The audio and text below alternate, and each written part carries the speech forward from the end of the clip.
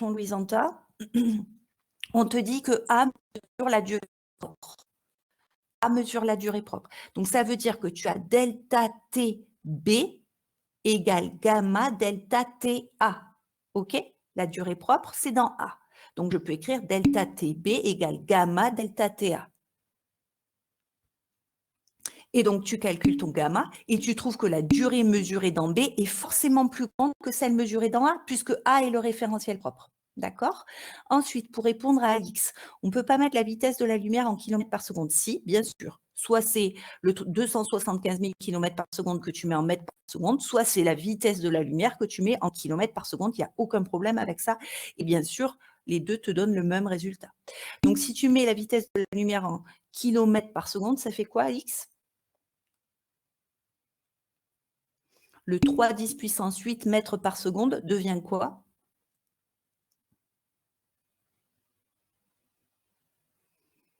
« 300 kilos.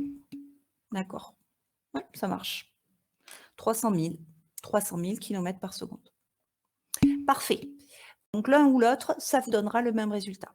Allez, donc je valide ça. Je passe à la question d'après. Alors, celle-ci aussi a posé certains problèmes. J'imagine. Donc, voici la situation. La photo est importante. Vous avez donc 3 vaisseaux. 2 vaisseaux A et B qui sont fixes. Ah mince, vous n'êtes pas sur la question 10? Ah, c'est bizarre. Alors, il y en a oui. Il n'y a que Quentin qui est... c'est rigolo. Donc, ça ne vient pas de moi, mais ça vient... Non, c'est bizarre. Quentin, tu es sûr que tu es sur la question 10?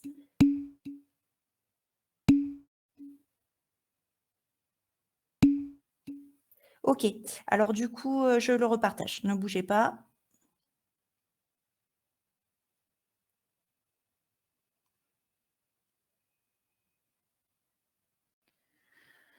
Ok, c'est censé arriver. Est-ce que c'est bon pour vous? Ok, ça marche. Allez, très bien. On continue du coup. Donc, question 10. Donc, vous voyez, donc, le schéma est super important. 3 vaisseaux, A et B sont fixes l'un par rapport à l'autre. Qu'est-ce que ça veut dire si les vaisseaux A et B sont immobiles l'un par rapport à l'autre? Qu'est-ce que ça veut dire au niveau de leurs horloges, s'il vous plaît? On va y aller par étapes. Donc, s'ils sont immobiles l'un par rapport à l'autre, c'est qu'ils se déplacent à la même vitesse. Et qu'est-ce que l'on peut dire de leurs horloges? Effectivement, elles indiquent la même heure. Donc, ça, c'est un bon point. Donc, l'événement premier, regardez, il est fixé par l'image. Vous avez le vaisseau C qui passe au voisinage du vaisseau A. Et à ce moment-là, les 3 horloges indiquent midi. Et on vous dit dans le sujet que lorsque C va avancer et va arriver à proximité de B, c'est-à-dire vous imaginez la même image avec C au-dessus de B cette fois-là, eh bien, l'horloge du vaisseau C indique midi 10. Donc, quels sont les événements que je considère? Allez, essayez de me trouver à quel moment je déclenche le chrono, à quel moment j'arrête le chrono. C'est toujours les mêmes questions que je vous pose. Hein. Donc, quel est le premier événement? Quel est le deuxième événement? Le vaisseau C passe devant le A, ça c'est l'événement premier, je déclenche mon chrono. Le vaisseau C passe devant B, deuxième événement. Très bien. Dans quel référentiel ces 2 événements ont lieu au même endroit?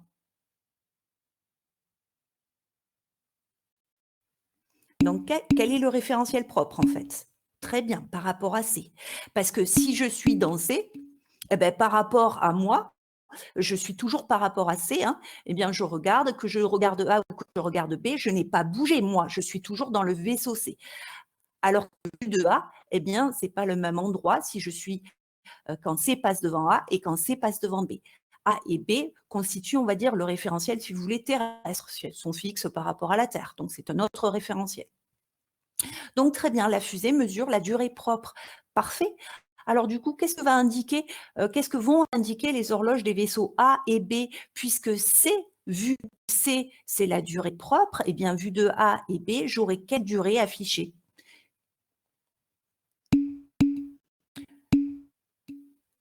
Midi 15, dilatation. Charline et Franck, vous avez raison. Chloé aussi. Louise Anta, attention. Delta TM égale gamma delta TP. Vu que la fusée C te donne le temps propre et donc il s'est écoulé 10 minutes, eh bien, dans l'autre référentiel, il va s'être écoulé une durée plus longue. OK, ça marche. Donc, durée plus longue, je n'ai pas le choix. Ce ne sera pas midi 10, ce ne sera pas midi 5, j'ai que midi 15. OK? Donc, pas de calcul à faire, juste de la réflexion. Le temps s'est donc écoulé plus vite dans les vaisseaux A et B que dans le vaisseau C. Allez, on continue. Ça, vous avez, je crois, beaucoup d'entre vous avez eu juste. Je me rappelle d'un élève aussi, par contre, il va se reconnaître peut-être quand je vais dire ce qu'il m'a répondu. Il m'a dit que l'événement correspondait à la vitesse et l'événement 2 correspondait à la distance. Et alors là, je me suis dit, mince, il n'a rien écouté à mon cours, lui. Et pourtant, les autres questions étaient plus ou moins réussies. Donc, je n'ai pas bien compris ce qui n'allait pas, hein. Si je t'avais en face de moi, je m'adresserais directement à toi. Là, je ne le fais pas. J'espère que tu te reconnais et peut-être que tu peux me dire pourquoi ça a bugué à ce point-là. Donc, vous avez une particule élémentaire, un méson dans un référentiel terrestre. Il parcourt depuis sa création jusqu'à sa désintégration une distance de 3 km. Donc, forcément, l'événement 1 correspond à la création du méson. Alors, vous avez mis ce que vous vouliez. Donc, c'est pour ça qu'il faut que je passe derrière parce que suivant ce que vous écrivez, eh ben, il le prend ou il ne le prend pas. L'événement 2 correspond à la désintégration. Je n'ai pas fait des phrases, donc ça ne va pas le valider, ce n'est pas grave.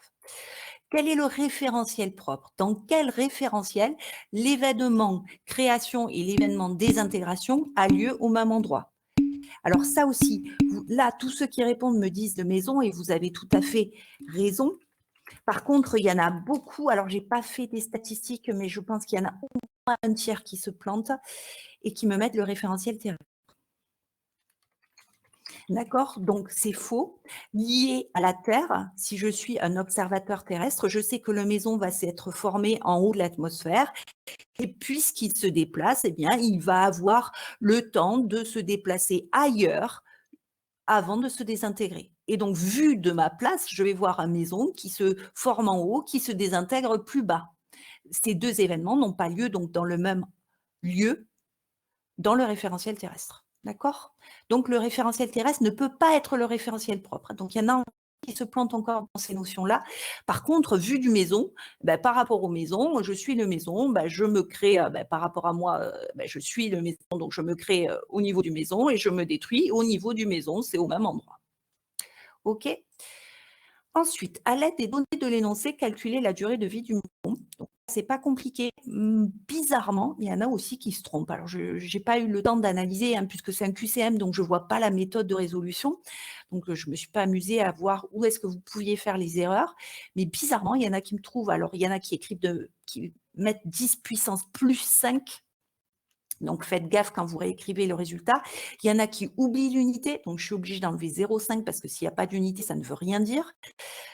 Et puis, il y en a qui trouvent une valeur complètement différente. Donc, quel calcul faut-il faire? On me dit que le méson se déplace à la vitesse de 0,99 c, qu'il a une distance de 3 km à parcourir. Donc, vous faites le truc habituel, delta t égale d sur v. Vous faites gaffe que là aussi, je vous ai mis du 3 km. Donc, ça fait du 3 10 puissance 3. Je suis en train de le taper en même temps que vous.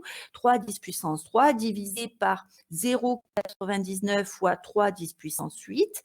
Et je trouve, ma calculatrice m'affiche 1,01 fois 10 puissance, alors je me débrouille pour l'écrire, 10 puissance moins 5 secondes. Voilà. Alors, il y en a qui sont allés plus loin et qui m'ont dit, ça fait 10 microsecondes, vous n'avez pas tort, c'est validé. D'accord? Donc, pas de difficulté là-dessus.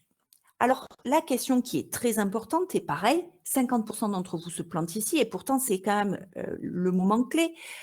Quelle est cette durée que j'ai calculée? Est-ce que c'est delta TM ou c'est delta TP? Est-ce que c'est vu du méson ou est-ce que c'est vu du référentiel terrestre? C'est ça la question. J'ai dit que le référentiel propre, c'était le méson. Par rapport au méson, j'ai parcouru quelle distance? Est-ce que vous répondez, s'il vous plaît, à cette question? Par rapport aux maisons, quelle est la distance que j'ai parcourue entre la création et la désintégration? Par rapport aux maisons. Très bien, Alix. 0. Par rapport aux maisons, j'ai parcouru 0. D'accord? Si vous êtes dans un train et que vous êtes immobile par rapport au train, si vous êtes assis dans le train, vous ne vous déplacez pas par rapport au train. D'accord? Votre vitesse est nulle et votre distance parcourue est nulle. D'accord? Donc, par rapport aux maisons, il n'y a pas de distance parcourue. Par rapport à la Terre, par contre, par rapport au référentiel terrestre, on me dit que le maison a parcouru 3 km. Ça, c'est vu de la Terre. D'accord? Donc, si c'est vu de la Terre, la durée que j'ai calculée, c'est delta TM. Parce que vu du maison, si je suis le référentiel maison, eh bien, je n'ai pas bougé. C'est vu de la Terre qu'il y a un déplacement. Donc, du coup, il fallait choisir delta TM. Et du coup, la question d'après, que dire de l'autre durée? L'autre durée, c'est delta T. Qu'est-ce que je peux dire de delta TP par rapport à delta TM? C'est forcément plus court. D'accord? Ça, c'est le court. La durée propre est toujours plus faible, plus petite, plus courte que la durée mesurée. Dernière question. Alors, question un peu plus difficile qui supposait un petit calcul derrière. Donc, un objet part du sol terrestre en direction d'une étoile, supposée fixe par rapport à la Terre et située à la distance, tac, des kilomètres encore. L'objet se déplace à la vitesse de valeur v égale la durée nécessaire à l'objet pour atteindre l'étoile est. Non, Franck. Franck, pour la question que tu poses, alors je reviens en arrière pour répondre à Franck. Les élèves qui ont répondu ici delta T, c'était faux. D'accord? Ceux qui ont mis delta TP à la question 14, c'était faux. Mais par contre, s'ils ont mis delta TP ici et qu'à la question d'après, quand ils m'ont dit l'autre durée, vu vous aviez choisi delta TP, l'autre durée pour vous était delta TM, si vous m'avez répondu qu'elle était plus longue, ça c'était cohérent. Je vous mettais un point sur les deux. La 14 était fausse, mais la 15 était cohérente avec votre question 14. D'accord? Franck, c'est bon?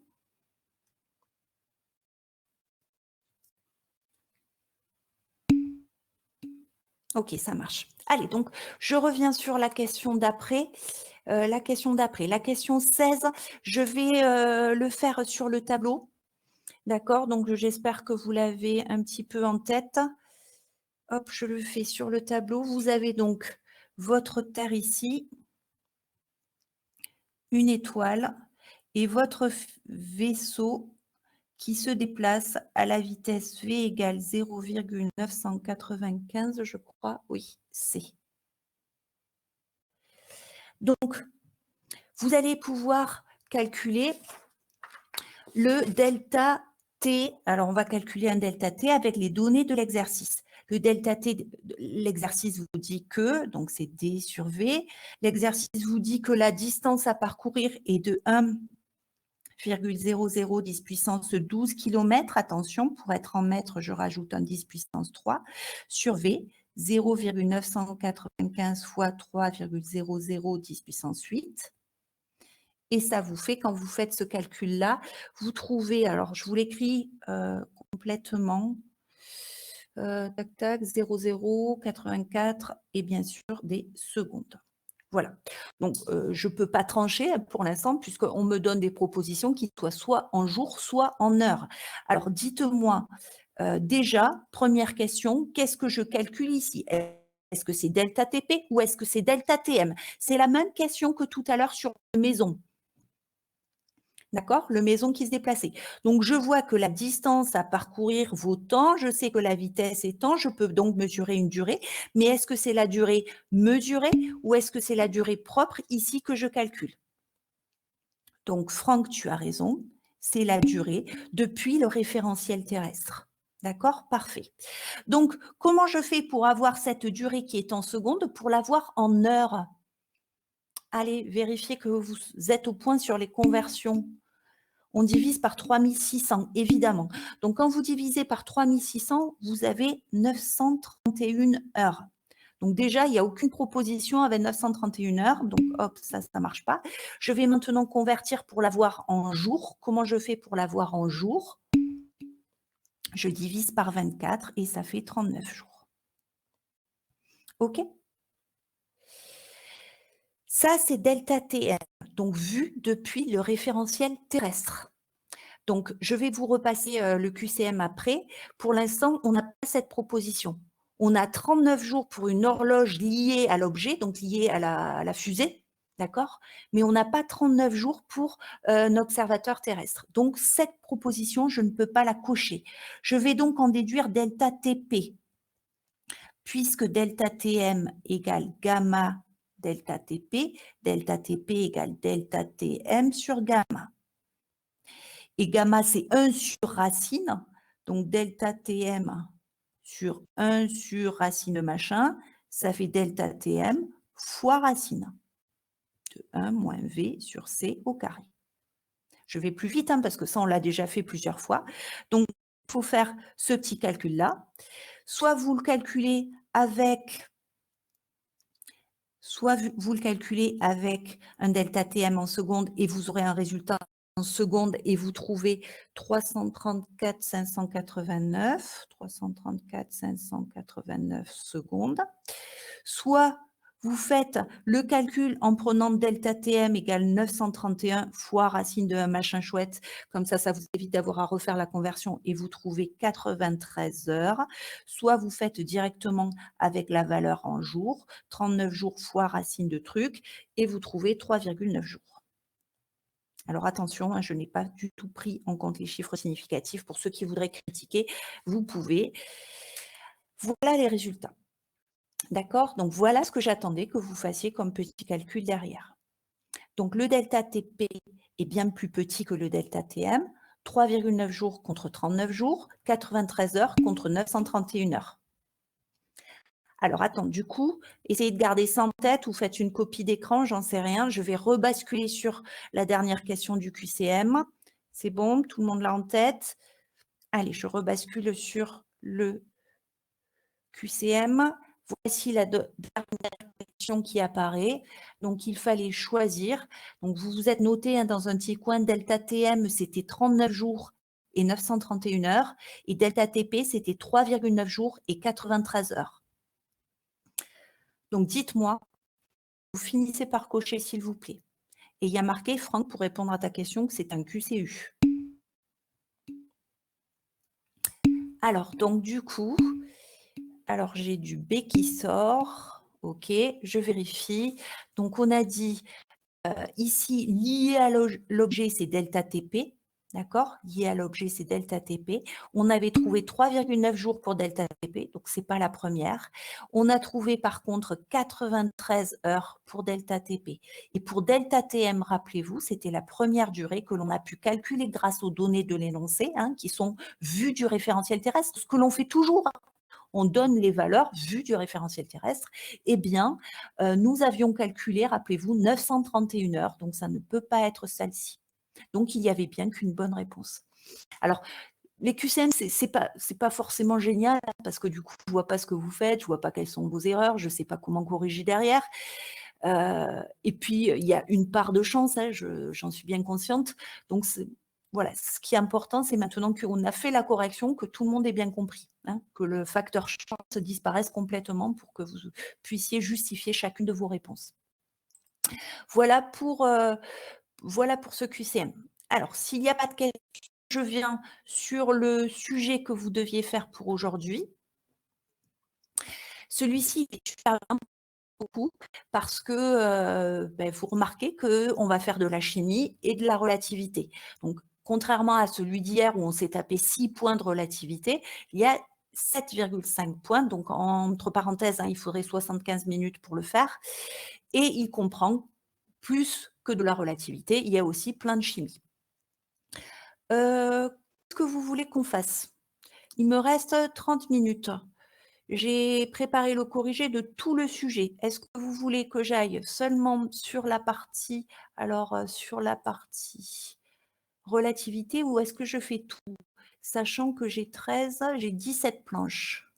17 planches de diaporama à vous présenter.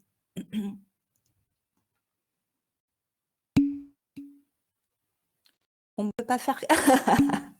OK.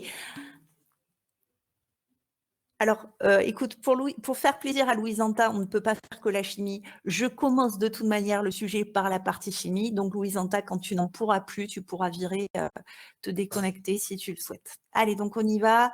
Ça ne nous fera pas de mal de faire autre chose que de la physique, surtout qu'il nous reste que des chapitres de physique, donc la chimie pour moi est terminée. Donc, un petit retour avec nostalgie sur les notions de chimie.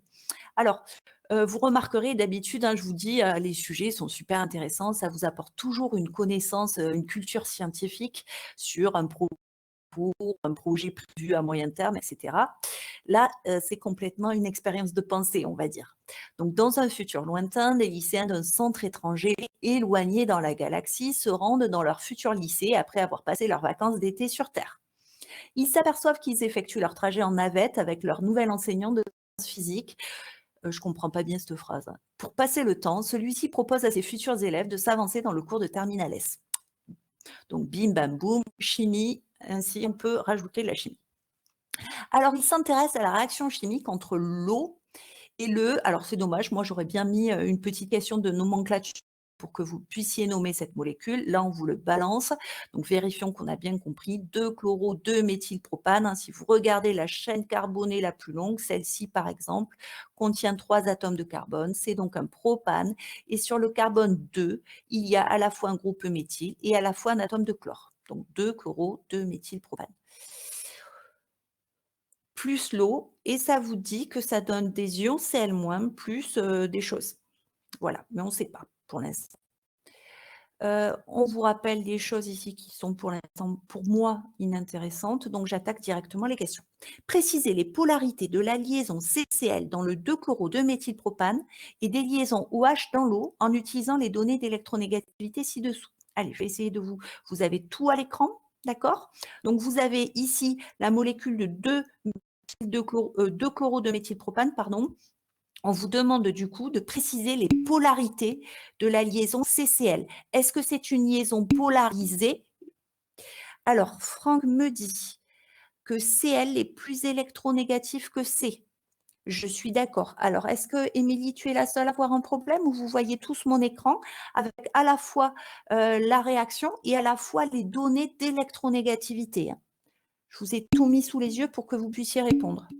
Ah, c'est bon pour Yann. Oh, c'est bizarre. Ok, allez, comme d'hab, je vais repartager mon écran. Hop. Allez, donc j'espère que ça le fait maintenant. Allez, ça marche. Donc du coup, regardez, dans cette molécule-là, on vous parle de la polarité de la liaison CCl. D'accord? CCl. Donc regardez, l'électronégativité de Cl est indiquée comme valente 3,16. L'électronégativité de C est indiquée comme étant 2,55. Donc, nous avons grosso modo 0,6 d'écart. D'accord? 0,6 d'écart, c'est suffisant pour dire que la liaison CCl est polarisée. D'accord? C'est vraiment le vocabulaire. Une molécule est polaire, une liaison est polarisée. Donc, la liaison CCl est polarisée. Et Cl qui porte la charge électronégative, la charge partielle négative, Cl porte la charge électrique négative. Très bien. Maintenant, pour la molécule d'eau, est-ce que la liaison OH est une liaison polarisée? O attire les électrons de H, effectivement, parce qu'il est plus électronégatif que l'atome d'hydrogène. Et donc, du coup, une charge partielle négative va apparaître sur H. Donc, je passe sur mon corrigé. Normalement, vous avez le corrigé qui apparaît sous les yeux pour la question 1.1. Donc, j'ai détaillé tout ce que vous m'avez dit. Rappelez-vous que sur une épreuve, hein, un concours, un examen, bref, il faudrait faire de la saisie d'infos. S'il y a des documents, des valeurs, il faut montrer que vous les avez vus et donc les faire apparaître sur votre réponse. Je ne sais plus ce que j'ai dit, Franck. Donc, du coup, vous avez une charge partielle négative sur Cl dans la première molécule, une charge partielle négative sur O dans la deuxième molécule. D'accord? Est-ce que je vais plus loin, tiens, pour réviser, qui peut me dire si ces molécules sont polaires ou apolaires? Parce que j'espère que vous avez tous en tête qu'il ne suffit pas d'avoir des liaisons polarisées pour dire qu'une molécule est polaire. Alors, est-ce que ces molécules sont polaires selon vous?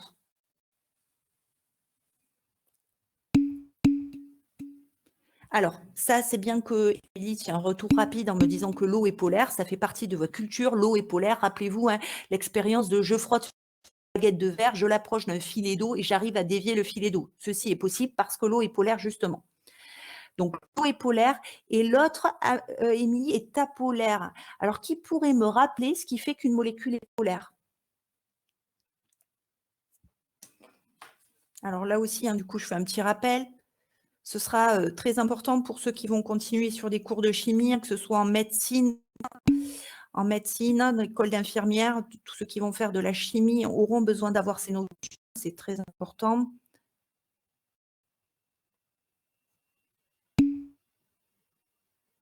Et bien sûr, tous ceux qui iront dans des domaines, qui resteront dans les domaines scientifiques. Alors, qu'avez-vous répondu? Les deux barycentres ne doivent pas être confondus. Sa structure, donc sa géométrie, effectivement.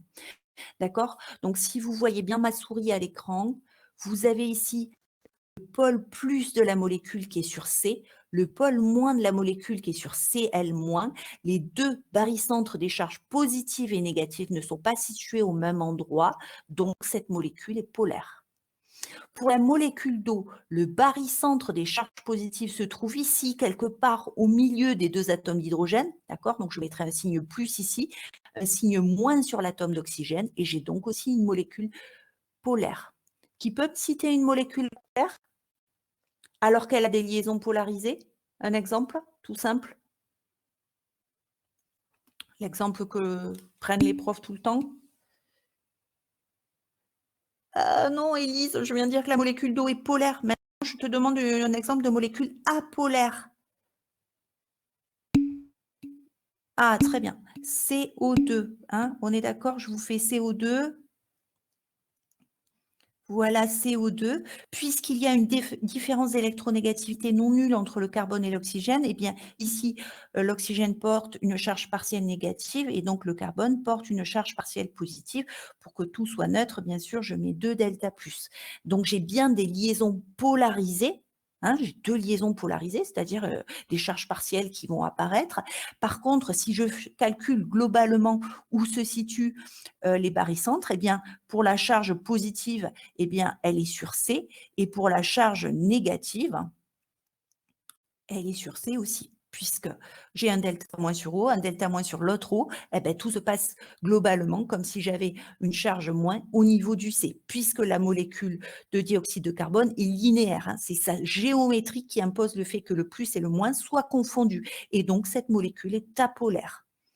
D'accord? Elle n'aura donc pas la même réactivité. Hein. Pensez bien que le fait qu'une molécule soit polaire ou apolaire va jouer sur sa réactivité et va permettre de comprendre pourquoi telle réaction est possible ou telle réaction est impossible. OK? Dernière chose, pourquoi cette molécule de dioxyde de carbone est linéaire? Parce que pour identifier si une molécule est polaire ou apolaire, d'accord, il faut voir si les liaisons sont polarisées, il faut voir si les barycentres sont confondus ou pas, mais pour ça, il faut avoir en tête la géométrie de la molécule. Et ça, on est programme seconde. Alors, car les O se repoussent parce qu'il y a des doubles liaisons à cause des doublés non liants. Alors, grosso modo, alors je dirais qu'Émilie, ta réponse ne convient pas. Les doublés non liants ne vont pas intervenir ici. Les hauts se repoussent, pareil, ça ne m'intéresse pas, Chloé, attention, ce ne sont pas les atomes qui vont se repousser, mais ce sont les électrons. Hein. Les électrons qui constituent ici les liaisons se repoussent. Et alors, comment faire pour éloigner au maximum des doubles liaisons l'une de l'autre? La seule position possible dans l'espace, hein, c'est de mettre ici du 180 degrés. OK? Des deux côtés. Si vous aviez ceci, bah, là, il y aurait moins de 180 degrés, il y aurait un problème. Donc, pour minimiser, pardon pour le bruit, pour minimiser la répulsion des doublés liants d'électrons, il faut les éloigner au maximum. Et quand il n'y en a que deux, bah, la seule possibilité, c'est de se mettre à 180 degrés. Tout le monde a compris? Hein, si j'avais eu 4 liaisons simples, ben, la position dans l'espace, c'était la structure tétraédrique que l'on connaît. Là, je n'ai que 2 groupes de liaison, donc pour les éloigner, je prends 180 degrés. Est-ce que c'est bon? Ah, et bien, OK, très bien Chloé, puisque tu as besoin de ça, on y retourne. Pourquoi l'eau est pas linéaire? Alors, je vous fais l'eau. Regardez l'eau. Je vous fais la représentation de Lewis de l'eau. H2O. C'est ça. Pourquoi est-ce qu'elle n'est pas linéaire? Bonne question. C'est dommage qu'on se la pose en terminale, puisque Chloé, on est censé savoir ça depuis la classe de première. Mais c'est pas grave, on révise. Parce qu'il y a des doublés non liants que tu n'avais pas sur le carbone de la molécule de dioxyde de carbone. Donc ces doublés non liants, là, quand je disais qu'ils se repoussent, eh bien là, il y a lui qui repousse lui, qui repousse lui, qui repousse lui. D'accord? J'en ai 4 qui doivent se repousser. Donc, comment représenter 4 doublés dans l'espace? Eh bien, 4 doublés dans l'espace, c'est pas cette possibilité-là avec 90 degrés. Hein. C'est j'utilise les 3 dimensions de l'espace. Là, je te les fais plan, donc ce n'est pas possible. Les 3 dimensions de l'espace, ça porte à retrouver la représentation de grammes. C'est la possibilité pour éloigner au maximum les doublés. Ça marche? OK. Sauf que donc quand je fais la molécule d'eau, je vais mettre un H là, un H là. Et puis là, je mets rien parce qu'en fait, c'est des doublés non liants. Hein, c'est des doublés non liants, il n'y a pas d'atome au bout. Donc, je ne les représente pas. Mais c'est ce qui explique que la molécule d'eau est coudée. Elle est coudée parce qu'il y a la présence de ces doublés non liants sur eau. Donc, j'insiste, hein, tous ceux qui feront de la chimie l'année prochaine, c'est important ceci. Allez, donc j'espère que ça c'est clair. Je reviens sur le sujet. Je reviens sur le sujet. Donc, on a répondu à la première question et on enchaîne. Question suivante. À l'aide des formules de Lewis de l'eau et du 2-chloro-2-méthylpropane données précédemment, identifiez les sites donneurs et accepteurs d'électrons mis en jeu dans cette réaction. Allez, je vous remets donc les molécules sous les yeux. Où sont les sites donneurs? Où sont les sites accepteurs? Allez, ça c'est une question super simple, c'est du cours. Alors, maintenant que l'on a identifié où étaient les charges partielles, qui sont les sites donneurs, qui sont les sites accepteurs? Je vous attends.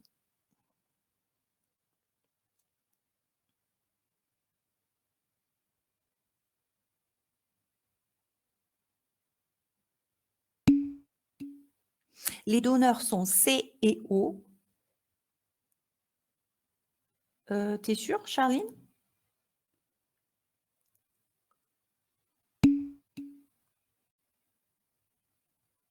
Alors, le Cl est un donneur. Cl et O, effectivement. Attention, Charline, peut-être que tu as écrit trop vite. Donc, les donneurs, les sites donneurs sont les Cl, les atomes de chlore et d'oxygène, parce qu'ils portent des doublés non liants. Hein, vous savez qu'ils portent des doublés non liants, donc ces non liants vont permettre de créer des liaisons. Et du coup, les accepteurs, ce sont ceux qui portent les charges partielles positives, donc le C et le H. D'accord? Très juste. OK, donc ce que j'ai vu me convient. Donc voici la réponse. Les atomes de chlore et d'oxygène, porteurs d'une charge partielle négative et de doublés non liants, constituent les sites donneurs, alors que les atomes d'hydrogène et de carbone constituent des sites accepteurs car ils portent une charge partielle positive. Allez, on enchaîne. La question 1.3. La réaction chimique entre l'eau et le 2-chloro-2-méthylpropane peut conduire à 2 produits, soit par une substitution, soit par une élimination. Et on vous dit donc les 2 produits que ça va donner. Et on vous demande d'identifier lequel correspond à une substitution, lequel correspond à une élimination. Donc, c'est-à-dire quand je fais réagir ça plus ça peut donner soit P1, soit P2. P1, je l'obtiens par substitution, très bien pour les deux qui répondent, une substitution, et celui-ci, je l'obtiens par élimination, j'ai pas trop le choix, hein, élimination. Et puis, il y a quoi qui m'indique que c'est surtout une élimination?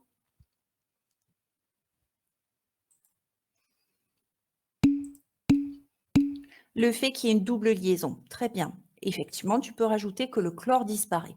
Donc là, je vous ai mis les réactifs et là, je vous ai mis les 2 produits possibles côte à côte. Hein. J'espère que vous voyez tous donc l'écran que je partage, c'est-à-dire la correction avec mon carré bleu, mon rectangle bleu au-dessus. Donc, vous voyez bien qu'entre ici, le 2-chloro, non, mince. Donc, oui, Chloé? C'est que Louis Santa qui a un problème de connexion? OK. Donc, Louis-Santa, il faut que tu rafraîchisses, je pense, régulièrement, il faut que tu réactualises. Donc, en fait, vous voyez qu'entre celui-ci et celui-là, tout est pareil, c'est CH3, CH3, CH3, et c'est Cl qui a été remplacé par OH. C'est donc bien une substitution. Et si vous comparez à nouveau celui-ci avec P2, c'est moins pareil, d'accord? Donc, ce n'est pas aussi simple qu'une substitution. Je retrouve mon CCH3, CH3. Donc, j'ai cette partie de la molécule qui n'a pas bougé, un C lié à 2 CH3. Mais au lieu d'avoir un CH3 ici, un troisième groupe CH3, j'ai qu'un CH2. Donc, je vois qu'ici, j'ai enlevé un H et j'ai enlevé l'atome de chlore. Donc, j'ai enlevé un H, j'ai enlevé un chlore. Donc, c'est bien une élimination et le fait de détruire une liaison me permet de créer une double liaison. D'accord? Donc, voilà la correction. Ça, il n'y avait pas de souci. Allez, j'enchaîne avec la question d'après. Afin de connaître le produit de la réaction formée, est-ce que c'est P1 ou P2? Eh bien, on va faire les spectres IR et RMN du mélange réactionnel pour savoir ce qui s'est formé. Donc, on va partir d'abord sur la spectroscopie infrarouge et je vous ai tout mis sur le corrigé pour que ce soit plus facile. Voilà, voici le spectre infrarouge du produit formé. Voici les données que l'on a sur les différentes bandes d'absorption et les nombres d'ondes associés. Et je vous ai remis P1 et P2 sous les yeux. Donc, du coup, est-ce que vous pourriez me dire si ce spectre infrarouge permet de confirmer que l'on a créé du P1 ou que l'on a créé du P2 et pourquoi?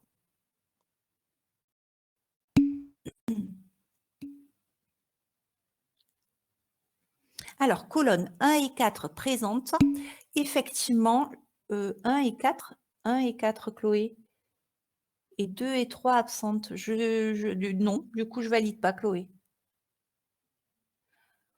Alors, donc regarde, Chloé, tu as bien raison, tu as cette bande d'absorption-là.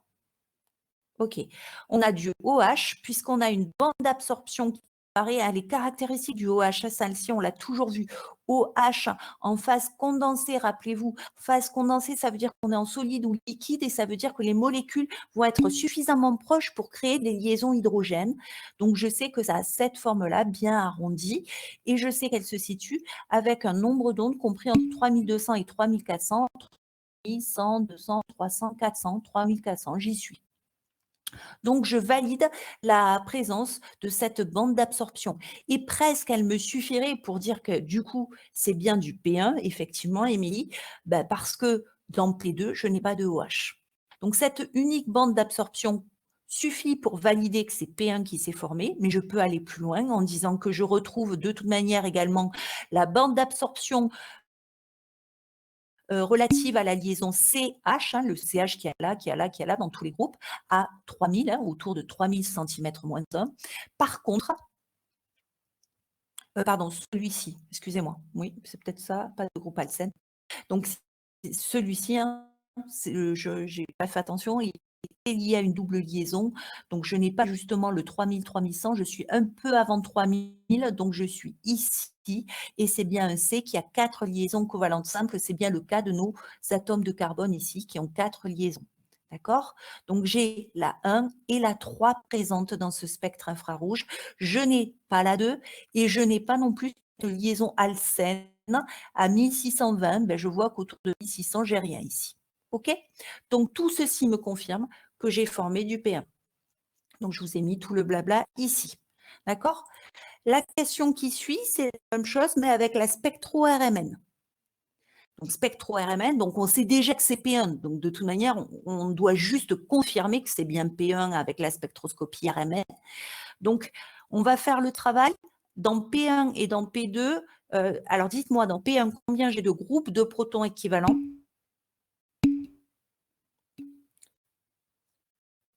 OK pour Chloé et pour Charline, j'en ai 2. J'espère que c'est bon pour tout le monde, hein. Les 3 CH3 ici sont équivalents. D'accord? Ils sont portés par le même atome de carbone et voient le reste de la molécule de la même façon. Donc, les 3 CH3 ici forment un groupe de protons équivalents. Et on a le H qui est tout seul dans le OH. Donc, on a 2 groupes de protons équivalents. Combien avons-nous de groupes de protons équivalents dans P2? Alors, quand il y en a un, est-ce que c'est confirmé par les autres? J'en ai 2 pour Chloé, 2 pour Charline, 2 pour Damien. Ok, donc c'est le 2 qui l'emporte. Effectivement, regardez bien, les deux CH3 ici sont équivalents. Hein. Que je sois ici en haut ou là en bas, je vois la même molécule. La molécule est symétrique. Donc, ces deux CH3 constituent un groupe de protons équivalents. Et les deux hydrogènes du carbone sont aussi équivalents parce que le reste de la molécule est symétrique. D'accord? Donc, j'ai deux groupes de protons équivalents. Donc, ce n'est pas ça qui va me permettre de les distinguer parce que les deux molécules font apparaître deux groupes de protons équivalents, donc deux signaux sur les spectres, et j'ai bien deux signaux sur le spectre. Donc, il faut que j'aille plus loin. Tous ces groupes de protons équivalents, combien ont-ils de voisins? Alors, si je groupe la question, c'est parce que la réponse est simple. Le nombre de voisins pour chacun de ces groupes de protons, c'est 0. J'espère que vous en êtes convaincus. Vous me le dites hein, si vous ne comprenez pas et auquel cas je passerai sur le tableau blanc. Vous voyez bien, j'espère que vous voyez. Oh mince, je perds l'écran. J'ai reperdu l'écran. Là, pour le coup, c'est moi. OK, donc j'espère que vous voyez ma souris. Donc là, vous avez bien donc ces hydrogènes-là. Eh bien, si je regarde le carbone voisin, il ne porte pas d'hydrogène. Donc, je n'ai pas de carbone voisin ici. Et pour le H du OH, je sais qu'un H porté par un atome d'oxygène, par nature, rompt la chaîne, donc n'a pas de voisin. Pour P2, ben pareil, le carbone ici, qui est voisin des deux groupes CH3, ne porte pas d'hydrogène, donc pas de voisin. Et ici, on a la même chose, le carbone à côté du CH2 ne porte pas d'hydrogène. Donc, c'est que des singuliers. Là encore, je ne peux pas trancher. Donc, qu'est-ce qui va me permettre de trancher entre P1 et P2 sur ce spectre RMN?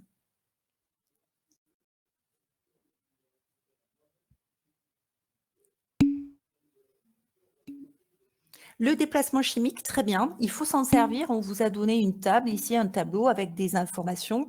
Et le nombre d'hydrogènes par groupe, Ria, tu as raison.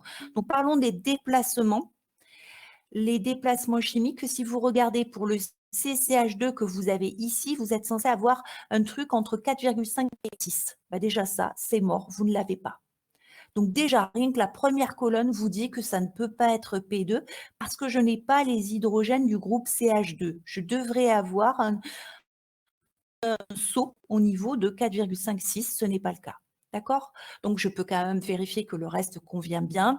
J'ai le COH, c'est-à-dire pour cet hydrogène-là, je dois avoir quelque chose entre 0,7 et 5,5. Bon, là, il ne se mouille pas vraiment. Pour le CH3, celui-ci de CH3 à droite dans la molécule P2, vous êtes censé avoir à 1,6, on n'a rien à 1,6, c'est bien, ça confirme bien qu'on n'a pas du P2. Et le dernier, pour les trois groupes CH3 ici, on est censé avoir un déplacement de 1,15 à 1,3 et on voit qu'on est à 1,2. Donc, ça marche bien pour les déplacements chimiques. Ça permet de confirmer tout ça. Ça marche le temps, j'ai vu. Et pour les hauteurs de saut, regardez-moi, regardez l'écran. Les hauteurs de saut, pour le singulier qui a 2,90, il a une hauteur de 1, d'accord? Et la hauteur du saut qui est à 1,20, elle est combien de fois plus grande? Ne vous trompez pas. Très bien. Hein. Attention, il ne faut pas me dire arrive à 10. Non, c'est la hauteur du saut qu'il faut regarder. Donc, il faut que j'enlève à 10 le 1 que j'ai là. D'accord? Donc, la hauteur du saut, c'est 10 moins 1, donc c'est 9. Donc, la hauteur de ce saut, là, de ce premier saut, elle est 9 fois plus grande que la hauteur de ce deuxième saut. 9 fois plus grande, pourquoi?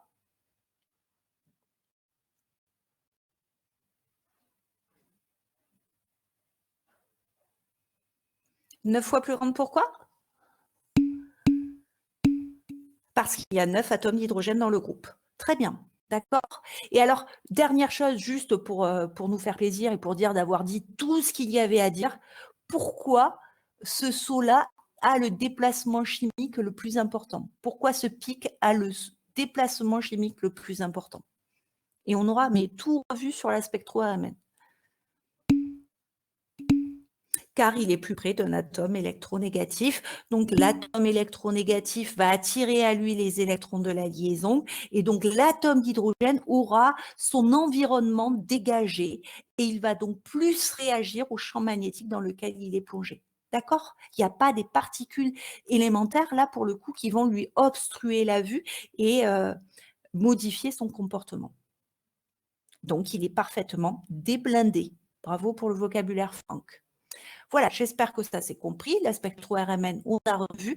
Je vous ai mis ici les différents groupes. Donc, entrée plein, le groupe A, entrée assurée, le groupe B. Je ne l'ai pas refait pour P2. D'accord? Mais tout ce qu'on a dit à l'oral doit vous permettre de conclure. Allez, on est à la diapo 21. Maintenant, j'ai dit que j'avais jusqu'à 30 diapos. On accélère un peu. On a la question 1.6. À partir des réponses aux questions 1.3 et 1.5, donner la nature de la réaction étudiée. Puisqu'on a vu qu'il se formait du P1, c'est-à-dire celui-ci, on a déjà dit avant que P1, c'était une substitution. Je répète donc que la réaction est une réaction de substitution, tout simplement.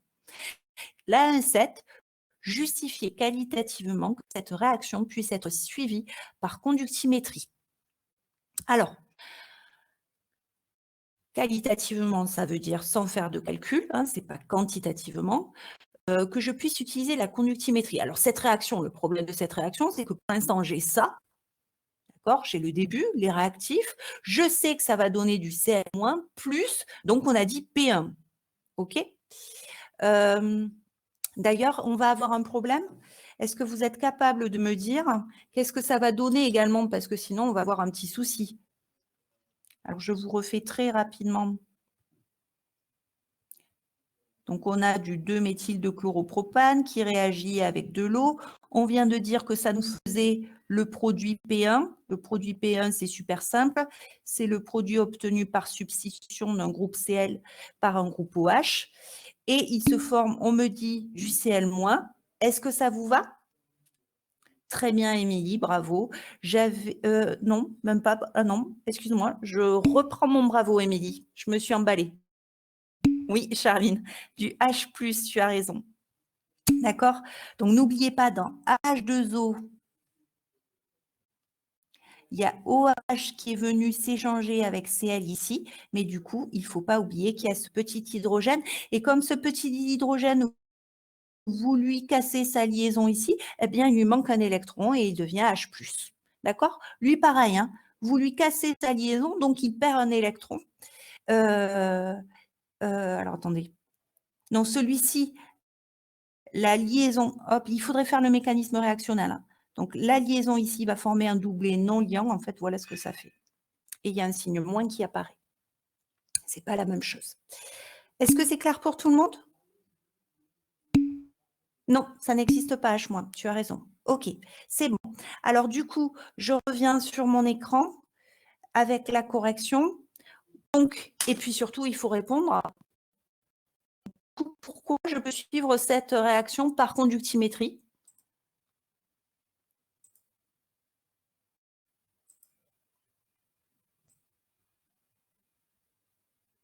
Donc, je vous ai écrit ici l'équation de la réaction, donc en version simplifiée. Il se forme des ions Cl- et des ions H+. En quoi je peux utiliser la conductimétrie? Effectivement, il y a des charges.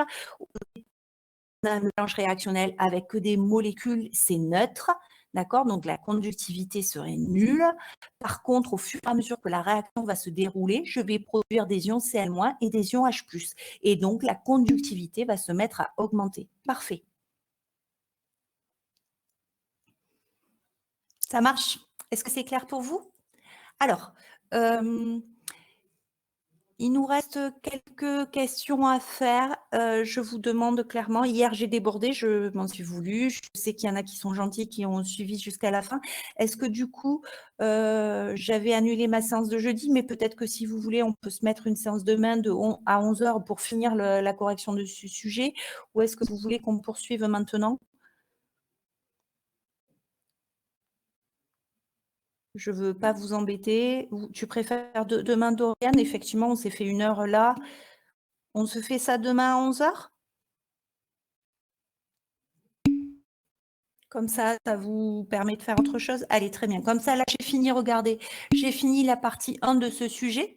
Donc, demain, je finirai la partie 2, la partie 3. Là, pour le coup, je pense qu'en demi-heure, j'aurai fini. Donc, si vous n'avez rien d'autre, demain à 11h, on se fait ça. On se finit ça. Allez, ça marche.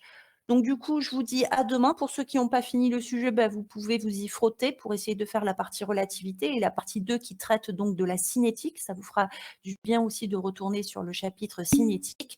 Donc, on se corrige ça demain et ça devrait pas être long. Et je vous ai mis un travail à faire pour lundi prochain, d'accord? Lundi prochain, vous avez, on commence le chapitre sur la mécanique quantique et je vous ai donc mis l'activité documentaire à préparer pour la semaine prochaine, d'accord? Par rapport à l'application ou simulateur qu'il fallait télécharger, vous avez encore une semaine pour le faire, hein, donc pas de stress. Pensez-y, s'il vous plaît. Juste Madame DTP, alors j'ai pas bien compris, Jade, de ce que tu me dis. Le TP, justement, dont tu parlais dans le WhatsApp, alors attends, si je regarde mon planning, je crois que c'est même pas la semaine prochaine. Alors attends, je vais te réouvrir ça. Où est le planning des terminales? Alors, les terminales, donc on est quel jour? On est là, on est ici. Donc ici, voilà, ouais, j'aurai pas le temps, tu vois, la semaine prochaine, c'est la semaine où il y a le week-end de l'Ascension, donc j'aurai pas le temps, donc en fait, je vais le mettre le lundi 25 mai. L'activité expérimentale, ce sera le lundi 25 mai. Donc ça vous laisse 12-13 jours pour télécharger ce simulateur et la version à jour de Java. D'accord? Voilà. Allez, je vous souhaite une bonne journée, bon appétit, et on se retrouve demain du coup pour la suite.